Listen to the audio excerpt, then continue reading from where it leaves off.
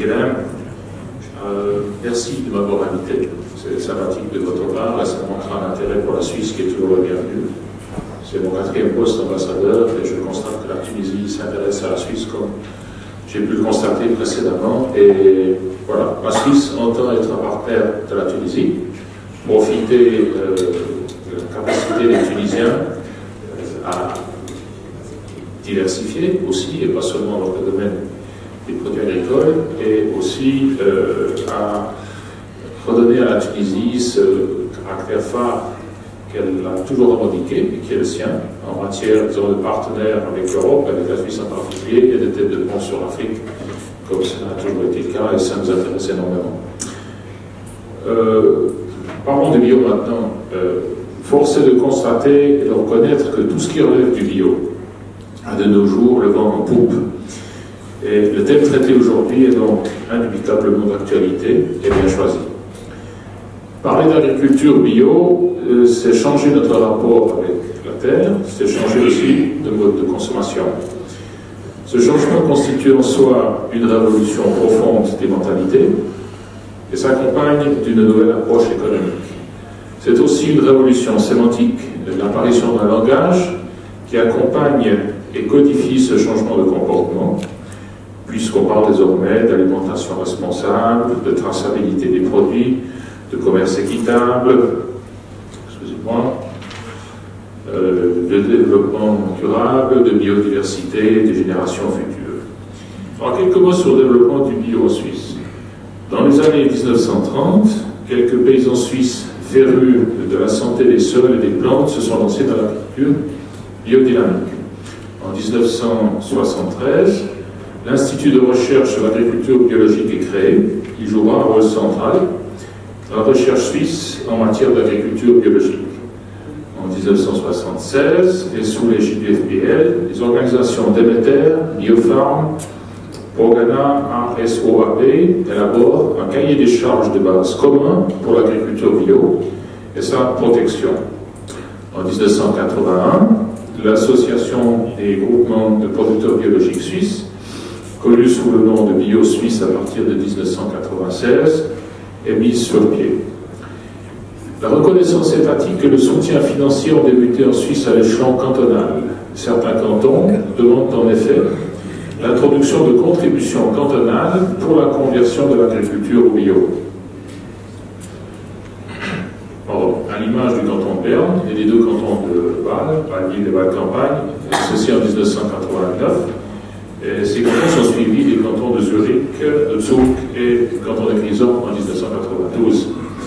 C'est également en 1992 que l'agriculture bio est reconnue au niveau fédéral par son inscription dans la loi sur l'agriculture en tant que forme de production digne de soutien. La première ordonnance sur le bio entre en vigueur le 1er janvier 1998 et depuis le terme agriculture biologique est protégé par la loi.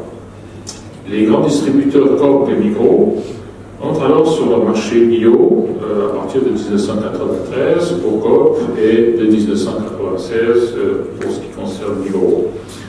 En Suisse, on compte une douzaine de labels bio d'envergure nationale, plus des labels bio régionaux ou propres à des fermes. Ainsi, donc, à l'origine, ce sont les défenseurs de la nature qui ont alerté les populations et les responsables politiques, sans toujours rencontrer d'ailleurs beaucoup d'écho dans un premier temps. Par la suite, cette initiative pionnière devient un véritable mouvement. La commercialisation des produits bio ne se développe véritablement qu'à partir du moment où les produits bio bénéficient d'une existence et d'une protection juridique.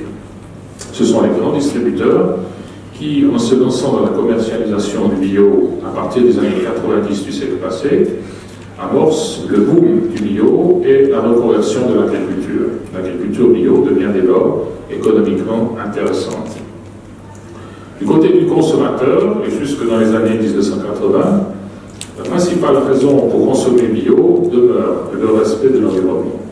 Depuis quelques années, c'est aussi pour la qualité des denrées alimentaires elles-mêmes et dans une certaine mesure aussi par souci de protection des animaux destinés à la consommation, que les Suisses achètent bio. À quoi ressemble donc le marché du bio en Suisse? La Suisse, cela vient d'être dit d'ailleurs, est le pays du monde qui consomme le plus de produits bio par habitant. Elle est suivie du Danemark, je crois qu'on l'a dit aussi, et de la Suède. Ce sont les seuls pays d'Europe où les denrées alimentaires bio représentent plus de 5% du marché, 8,4% en Suisse, d'après mes informations.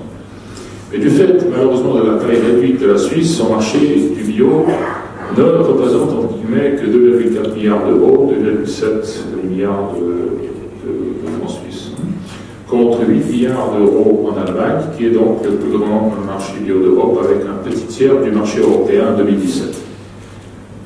Le nombre de fermes biologiques en Suisse est en augmentation.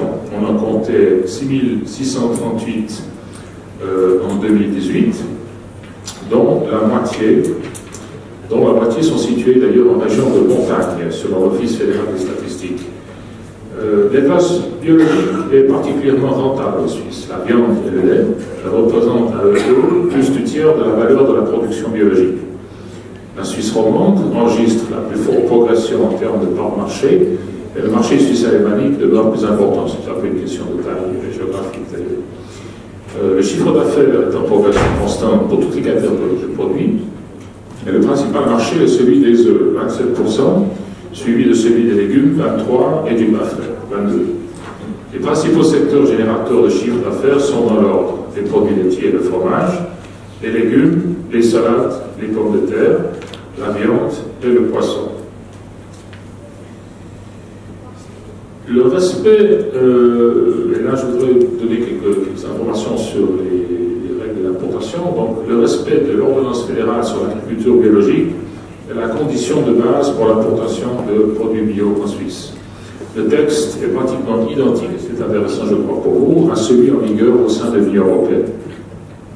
Dans l'annexe 4 à son ordonnance sur l'agriculture bio, le département fédéral de l'économie, suisse donc, reconnaît les normes et systèmes d'un certain nombre de pays, dont la Tunisie, et c'est intéressant aussi pour vous.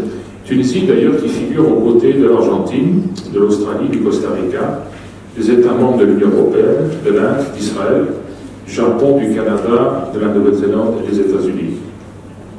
Certains importateurs privés, comme Bio Suisse et Demeter, se fixent parfois des exigences supérieures à celles de l'ordonnance fédérale. Quelque chose, évidemment, à contrôler si vous vous intéressez à travailler avec ces deux partenaires. En 2017 est entré en vigueur un texte officiel régissant l'information sur les denrées alimentaires. Il concerne les aliments bio et leur étiquetage aussi, quelque chose à vérifier aussi, de votre côté si nécessaire. Et sur le marché suisse, environ un tiers des produits bio consommés sont importés. Intéressant également. Il n'existe pas de statistiques malheureusement disponibles à l'Office fédéral de l'agriculture ou auprès des l'ENS en Tunisie, d'après nos informations, sur l'importation de produits bio tunisiens vers la Suisse, car il n'existe pas de catégorie séparée pour le bio. Quel est l'engagement de la Suisse dans l'appui au développement du secteur bio en Tunisie? Eh bien, cet engagement se traduit sous deux formes. D'abord, le programme BARBAT, le développement de la filière de la figue de barbarie bio, de Mme Ackermann, qui est parmi nous, vous en dira certainement plus, j'en suis sûr.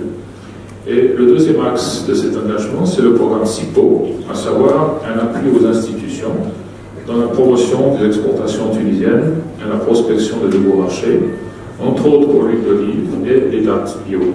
Et M. Bill Hoffman, qui est là également, nous en parlera certainement. Voilà, je vous remercie de votre attention.